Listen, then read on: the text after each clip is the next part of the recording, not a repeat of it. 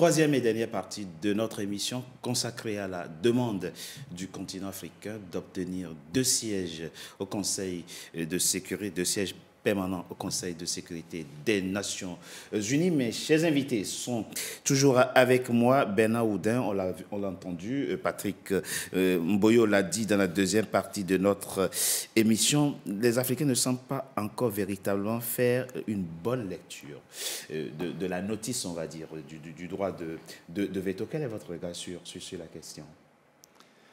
Je pense que ce soit pour le droit de veto, dans le cadre des relations internationales, il faut être capable de s'imposer. Et aujourd'hui, les 5 membres permanents ne vont pas, comme on dit en Afrique, faire la passe et faire cadeau d'un droit de veto à des gens qui viennent de l'extérieur et qui sont, sur le plan global de l'humanité, pratiquement un tiers de cette humanité à venir. Et le problème, dans l'autre côté, c'est parmi les Africains, il y a 54 États. Prenons une hypothèse de travail qu'il y a 2 sièges permanents. C'est ça. Qui Posez-vous la question. 54 pays. Qui on peut non, mais imaginer... je vais détailler un petit peu. Ah, d'accord. Si on part du nord au sud, vous avez 2-3 pays au nord, comme l'Égypte, l'Algérie ou le Maroc, qui peuvent éventuellement. Vous avez le pays le plus ancien, l'Éthiopie, qui peut revendiquer. Et puis au sud, vous avez une puissance énorme pour l'Afrique, qui est l'Afrique du Sud. Son pays, la RDC, le président... La RDC, qui est le scandale RDC. Géologique du monde, Oui. et qui d'ailleurs, les Congolais le payent tous les jours dans leur chair. Et puis l'éponge de pétrole qui est le Nigeria. Donc comment choisir les 2 membres permanents? Les Africains entre eux vont se choisir permanents. Et ces 2 membres permanents vont-ils défendre leurs intérêts ou les intérêts des 52 autres? Et où de temps en temps vont-ils aller défendre les intérêts de quelqu'un avec qui ils sont en rapport? Vous savez, la mariée est très jolie, puis un jour elle part avec le voisin. Donc le problème du droit de veto aussi pose un problème interne au continent africain. Et quand on voit déjà aujourd'hui au niveau des organisations africaines, à commencer par l'UA, mais moi je peux bien parler de la CEDEAO ou véritablement de l'UMOA, des gros problèmes internes que ça a posé. Ça va être très difficile. Ça va être difficile. D'un autre côté, alors se gargariser sur le droit de veto, c'est une chose. Trouver les moyens d'y accéder, ce qui est une logique interne dans le cadre de l'évolution de l'humanité, ça remet en cause tout le système en général. Alors, Thierry Moualedé, ce que dit Bernard Oudin est tellement vrai, tellement pertinent, que ça rend triste même. Et ça rend d'autant plus triste que sur ce continent, la plus grande organisation intergouvernementale que nous avons, l'Union africaine, est même financée par l'extérieur. Malheureusement, de votre tristesse, moi j'ai besoin d'écraser une larme au fond de moi. Parce que la nécessité pour les Africains de peser sur la géopolitique mondiale ou la géostratégie mondiale, encore que quand je dis géostratégie mondiale, il y a un peu une espèce de tautologie sur la géostratégie. C'est quoi? C'est premièrement de fixer soi-même ses propres priorités. Parce que cet agenda aujourd'hui de 2 sièges permanents au Conseil de sécurité des Nations Unies, qui nous l'a glissé à l'oreille, est-ce une distraction? Parce qu'il faut regarder les choses froidement. Cette affaire va encore diviser les Africains plus que par le passé. Parce qu'on va commencer à regarder les sphères géographiques et les sphères linguistiques. Tout à l'heure, Bernard Oudin a parlé du Nord. On dit les pays du Maghreb ou du Maghreb, bref, arabes.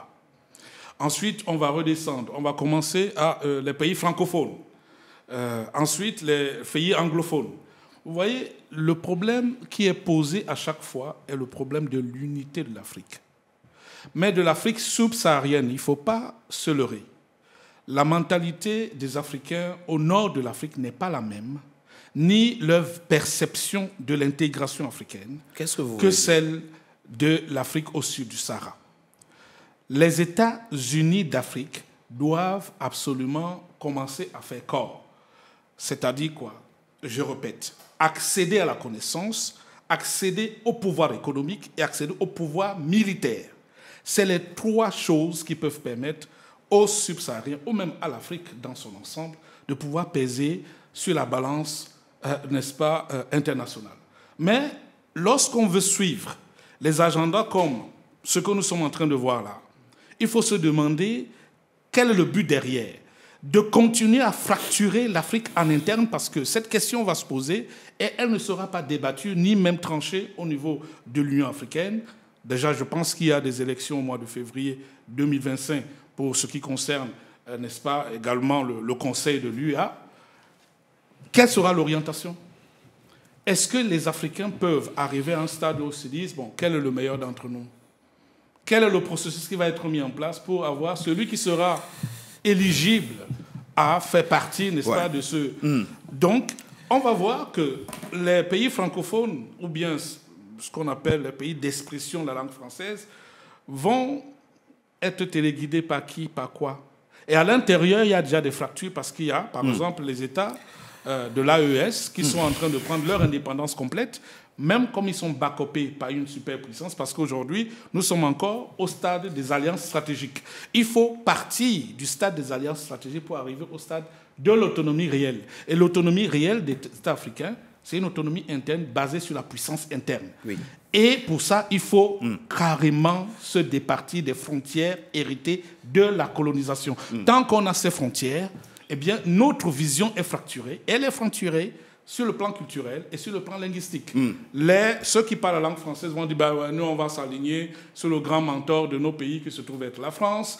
Ceux qui parlent la langue anglaise vont dire ah non, nous, notre mentor, c'est les États-Unis. On n'est pas... Ou l'Angleterre. Beaucoup plus les États-Unis, puisque l'Angleterre, c'est un peu le proxy des États-Unis. Donc, on va arriver à un stade où on va tourner en rond pendant des années. Et aujourd'hui, les Américains qui disent ben, nous sommes favorables à un droit de veto, eh bien, vide dans sa coquille, c'est-à-dire sans, du moins, deux membres permanents au Conseil de sécurité et non pas de droit de veto, mais qui n'auront pas de droit de veto. Ça veut dire qu'on est en train de perdre du temps aux Africains. Il n'y a aucune pertinence pour se focaliser sur ce genre de choses émis par un machin qu'on appelle la machine onusienne. Donc, pour moi, ce n'est pas la priorité. Il faut que les Africains se fixent eux-mêmes leur agenda et qu'ils aient des agendas qui soient orientés vers l'intérieur et l'épanouissement de leur peuple. L'accès à la connaissance, l'accès à la puissance économique et l'accès à la puissance militaire. Alors, une fois qu'on a les trois, eh bien, on peut revenir à la table et dire aux détenteurs, n'est-ce pas, de la puissance du veto, d'aujourd'hui, bon voilà, nous on veut ceci, sinon vous n'avez plus ceci. Et on est capable de défendre nos intérêts. Alors, avec la puissance militaire que nous avons. C'est intéressant ce que vous dites. Thierry Moëllet, mais il faut quand même que j'essaie de corriger quelque chose. Vous avez parlé de différence de mentalité entre l'Afrique du Nord et l'Afrique. Ne corrigez pas, c'est la réalité. Et l'Afrique. On la voit puisqu'il y a l'esclavage qui est encore là-bas jusqu'aujourd'hui. L'Union du Maghreb n'a jamais fonctionné. Ils ne s'entendent pas mieux que nous. De toute façon, la division. L'Union du Maghreb, entre eux, ils n'ont jamais réussi. Comment le Maghreb regarde le reste de l'Afrique? Mais ça, c'est une autre question. Voilà, c'est de ça que je parlais. Oui, ça, on est d'accord. On est d'accord. De ce point de vue, on est d'accord. Mais ce qui est encore plus intéressant dans ce que dit Thierry Moëllet et Patrick Mboyo, c'est la question que ça soulève, est-ce que l'objectif qu'il vise, c'est toujours l'Afrique balkanisée d'aujourd'hui qui va l'atteindre, ou bien il faut débalkaniser le continent pour créer des pôles? Parce qu'en réalité, si chacun doit raisonner à partir de ses intérêts et de sa force militaire qu'il évoque, on n'y arrivera jamais. Nous sommes 54 États. Moi, je dirais même 55, parce que je considère le Sahara occidental comme étant un État et puis membre à part entière de l'Organisation des Nations Unies, ou de l'Union africaine. Pas encore des Nations Unies, mais de l'Union africaine. Je suis enseignant de droit, je reste légaliste. S'il vous plaît, n'avez pas ce débat dans cette... Mais non, c'est pas le sujet, on fera une autre émission sur ça. 55 États, parce que le Sahara occidental est membre effectif de l'Organisation de l'Union africaine. Il ne faut pas l'oublier. Parce que parler de l'Union africaine et dire que nous sommes 54 et effacer le Sahara occidental, ce n'est pas être cohérent dans le Maroc avait quitté justement l'OUA à cause de cette question et le retour du Maroc a fait que la position de l'Union africaine est désormais un peu nuancée et par rapport... Non, mais le Sahara occidental est membre effectif de l'Union africaine. Monsieur Boyo, voilà, c'est une parenthèse, je précise cela. Vous dites 54, moi je préfère dire 55, c'est l'enseignement que je donne à mes étudiants. En ce qui concerne le travail qui doit être fait, moi je dirais que nous devons travailler en faisant de l'obstacle un chemin. Le droit de veto n'est pas une finalité ni une fin en soi, puisqu'il faut se rappeler à ce que nous avons dit au début de cette émission. Ouais. Le principe, c'est l'unanimité des membres permanents du Conseil de sécurité. C'est ça le principe. Et c'est à ça que l'on doit vivre, c'est ce que l'on doit viser. Voilà. Nous devons viser à ce que les membres permanents, un pays ou deux pays africains qui sont membres du Conseil de sécurité, doivent viser à ce que le vote sur toute question autre que de procédure puisse avoir l'adhésion des pays membres de l'Union africaine ou de ce pays-là qui représente d'autres pays. Je pense que c'est ça déjà. Première chose, il ne faut pas oublier, ne pas penser que nous allons avoir un siège au Conseil de sécurité pour être capable de dire non aux États-Unis ou à la Russie, c'est une mauvaise façon de voir les choses. Pensez d'abord que nous allons au Conseil de sécurité en tant que membre permanent pour faire valoir notre vision des choses dans les résolutions qui sont prises sur la conduite des affaires de ce monde. Première chose. Mais ne pas oublier aussi qu'en allant devenir membre permanent du Conseil de sécurité, nous sommes dans cette même situation que la France au départ. In due course, aucun État africain ne sera aujourd'hui membre permanent du Conseil de sécurité des Nations Unies ou demain de son propre fait, en réalité, pour son propre intérêt. Je vais expliquer pourquoi la France, permettez-moi de revenir un petit peu, a été choisie comme membre permanent.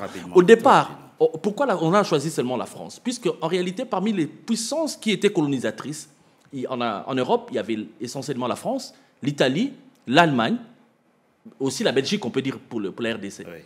Or, la Belgique ne fait pas le poids devant la France, première chose. L'Allemagne et l'Italie étaient dans l'axe du mal. Ce sont des pays qui étaient des pays nazis.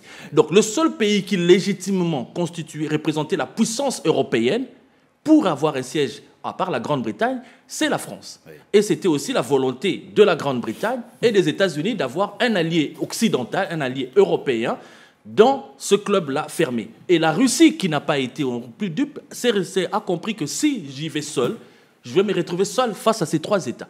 Vaut mieux qu'il y ait aussi la Chine. C'est pour cela que la Russie a soutenu le fait que la Chine, qui était la nation la plus peuplée à l'époque, soit aussi membre. Aujourd'hui, si les Africains nous y allons avec un objectif précis. La question a été abordée tout à l'heure. Il y aura des divisions. Oui, c'est vrai. Les trois grandes puissances ne se sont pas mises d'accord au même moment. Il y avait la conférence de Dumbarton. Avant, il y avait même la conférence de Téhéran. Il y avait une conférence de Téhéran, une conférence de Dumbarton-Ox et une conférence de Yalta pour arriver à se mettre d'accord pendant qu'ils faisaient la guerre. Alors, nous, Africains, si nous pouvons prendre du temps pour dialoguer, pour discuter, pour réfléchir, je pense qu'on parviendra toujours à trouver un accord. Un point comme ce sera, ce qu'il faudra trouver, ce n'est pas le meilleur d'entre nous. C'est mal poser le problème. C'est le plus fort, trouver, ou bien non, c'est trouver celui qui réunit le plus de consensus. Oui. C'est-à-dire, on peut prendre le fait qu'il est francophone, il est dans telle zone géographique, ce pays-là. Il réunit, par exemple, les peuples qui parlent le plus par exemple, les Bantous. Les Bantous partent, par exemple, du Nigeria ou du Cameroun jusqu'au niveau de l'Angola, ou même en Afrique du Sud, puisque Nelson Mandela était Bantou. Un pays ce sont des éléments à prendre en compte, des éléments ethnographiques, des éléments géographiques. Mais oui, justement, c'est pour ça que je parle de dénominateur commun. Ce n'est pas le meilleur. Oui. Mais le pays qui sera désigné, c'est un pays qui doit réunir en son sein un certain nombre de dénominateurs pour dire que quand ce pays va voter, il va voter non pas pour lui, mais il va voter en tenant compte des éléments qui constituent les dénominateurs linguistiques, géographiques, ethnographiques, culturels, dans ces éléments. Vous pensez à quel pays pour vous dire les choses concrètes? Je ne peux pas réfléchir pour les moments. Je pense que je lance des pistes de résolution. Oui. Je suis prêt à travailler avec d'autres chercheurs, s'ils le veulent, ou d'autres personnes, d'autres penseurs intellectuels, pour que nous puissions réfléchir. Je pense que c'est une très bonne occasion. C'est pour ça que je dis de faire l'obstacle un chemin.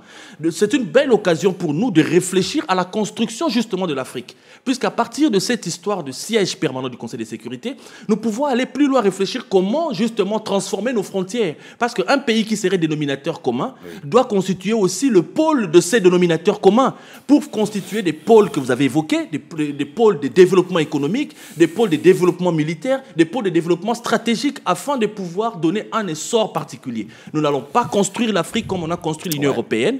Nous n'allons pas construire l'Afrique comme on a construit l'Amérique. Nous n'allons pas construire l'Afrique comme on a construit l'Asie aujourd'hui. Nous devons réfléchir, avoir nos propres défis à nous et trouver des éléments, des réflexions qui peuvent nous amener à trouver des solutions à nos problèmes. On en est loin.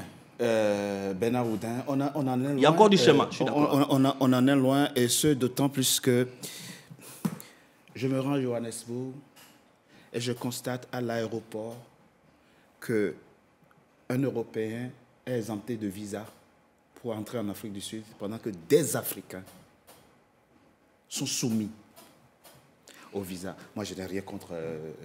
je ne le dis pas parce que je suis contre le fait que les gens...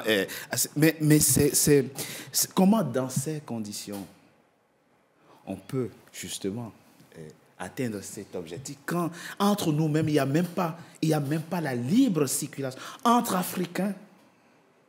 Comment peut-on réussir, justement... Je vais vous répondre. Vous êtes africain. Mais justement, c'est ce que j'allais vous dire. Je vais régulièrement en Afrique du Sud, et je l'ai été très souvent pendant la période de la crise ivoirienne. Je suis franco-ivoirien, et comme vous le dites si bien, je ne suis jamais rentré en Afrique du Sud qu'avec mon passeport français, parce que j'avais juste le tampon à l'arrivée. C'est ça. Et que si j'avais pris mon passeport ivoirien, j'aurais dû demander un visa. C'est ça. Donc je suis l'exemple typique. C'est ça. Et j'arrive en Afrique du Sud, je viens avec mon passeport français. C'est loin d'être un cas isolé, hein. Il y a beaucoup d'autres pays comme ça. En Afrique du Sud, je vous donne raison, oui, parce que je suis un exemple précis. Comme dit M. Poyot, le gros problème, ça va être de choisir qui, comment. Et regardez ce qui s'est passé pour la Côte d'Ivoire. Les résolutions de l'ONU sur la Côte d'Ivoire étaient toutes non applicables dans les conditions où la France les a appliquées. Quel État africain s'est levé pour dire on ne peut pas utiliser ces résolutions de telle façon? Il y a un président africain qui l'a fait en janvier 2011, au cœur de la crise. C'est le président Dos Santos en Angola, qui, lors des vœux diplomatiques à Luanda, a dit devant l'ensemble du corps diplomatique international représenté à Luanda, l'ONU, la France, ont trompé le monde entier avec cette histoire de mandat et de résolution. Il l'a dit publiquement. C'est le seul. Merci, Bernard Oudin, pour ce dernier mot. Très rapidement, je vous laisse le dernier mot en quelques secondes. La crise, ou du moins la problématique, elle est complexe, elle est même double. L'ONU au sommet doit se démocratiser à ses propres problèmes. Nous, Africains, nous avons nos problèmes internes qui font que notre articulation par rapport à cette organisation est difficile. C'est d'autant plus difficile que même les puissants, quand ils veulent et quand ça leur plaît, s'affranchissent de l'ONU. On l'a vu quand Kofi Annan, secrétaire général des Nations Unies, essayait d'éviter la guerre en Irak, et essayait de voir comment l'Assemblée générale, comment l'ONU peut statuer et définir un cadre légal d'intervention. George Bush dit, j'en ai rien à faire, attaquez-moi l'Irak, hors cadre de l'ONU, et ils ont attaqué. Et après, ça a continué comme ça. J'ai la tristesse de vous rappeler, peut-être que le droit international, tel qu'il se présente aujourd'hui, est au service des puissants. Si l'Afrique veut sa part de puissance, il faut qu'elle devienne d'abord puissance. Si elle compte sur le fait que les 5 membres permanents vont octroyer 2 sièges vides de coquilles pour espérer s'asseoir et réfléchir à son devenir, c'est une perte de temps. Soyons puissants et imposons-nous. Aussi simple que ça. Parce que si on réfléchit autrement, je répète encore, la sphère internationale ne donne pas de cadeaux. On arrache sa part du gâteau sur la table et c'est ça, et le seul langage que comprennent, n'est-ce pas, les puissants du monde. Vous n'êtes pas puissant, vous êtes écrasé. Vous êtes puissant, on vous respecte. Merci. Voilà, c'est tout. Le mot, il est clair. Merci Thierry. Vous voulez ajouter quelque chose très rapidement? Oui, puisqu'on a parlé de l'ONU et de l'Afrique pendant toute cette émission, c'est l'occasion pour rendre un petit hommage particulier à un monsieur qui a représenté l'Afrique à l'ONU et qui est l'exemple type de l'Africain ouvert sur le monde et capable de donner l'image qu'on souhaite de l'Afrique. Je veux parler de l'ancien ministre des Affaires étrangères ivoirien, M. Amara Essi, qui a été président de l'Assemblée générale en 1992, je crois, et qui a surtout été désigné comme le président pour les cérémonies du cinquantenaire des Nations Unies à San Francisco, donc en 1995, et qui est l'exemple type de l'homme d'État africain qui donne une bonne image de l'Afrique dans des instances internationales comme l'ONU. Et je profitais de cette occasion. Merci. En plus, il est ivoirien. Donc on aura le mot de la... Ici, Amara, un grand hommage vous est rendu. En tout cas, merci à vous, Patrick Mboyo. Merci d'avoir... Oui. Juste préciser qu'à la suite de ce qui vient d'être dit par Bernard, c'est que l'année prochaine, nous allons célébrer les 80 ans de l'Organisation des Nations Unies. Oui. C'est pour cela que j'ai beaucoup aimé venir dans ces débats, pour la première fois d'ailleurs, pour moi de venir dans cette chaîne et sur ce plateau, afin de pouvoir appeler à une réflexion profonde, et surtout pour nous les Africains. C'est une belle occasion. Les astres, comme on le dit, s'alignent. Les États-Unis sont d'accord, la Russie est d'accord, la Grande-Bretagne est d'accord, la France aussi. En tout cas, tous les membres, les 5 membres permanents sont d'accord, y compris la Chine aussi, pour que l'Afrique ait un siège, au moins 2 sièges permanents. Mais sans droit de veto, ça n'aurait aucune utilité. Et il faut que nous puissions réfléchir ensemble pour que ça ne soit pas une aubaine de discorde, mais plutôt d'union et de progrès. Patrick Mboyo, vous êtes enseignant en droit public à l'Université Grenoble-Alpes et chercheur associé à l'Université Paris-Saclay. Merci d'avoir participé à cette émission. Bernard Oudin, conseiller spécial de l'ancien président ivoirien, et Laurent Gbagbo, auteur de 2 livres, dont Gbagbo, un homme, un destin. Merci à vous également d'avoir participé à cet échange. Thierry Moëlé et 2, vous êtes professeur, vous êtes enseignant, vous aussi, écrivain, auteur de ces 2 livres, Historiographie africaine et Archéologie de l'esclavage dans le Pharaon inattendu, et ce roman en 3 volumes, bien sûr, une saga en 3 volumes, Le Pharaon inattendu, le livre de la source. Merci Thierry Moëlé 2. Merci Richard de m'avoir invité à cet échange. C'est la fin, mesdames et messieurs, de Frontal, votre rendez-vous que je vous remercie d'avoir été nombreux à suivre. Restez fidèles à nos programmes. À très bientôt pour un nouveau numéro de Frontal. Merci à vous.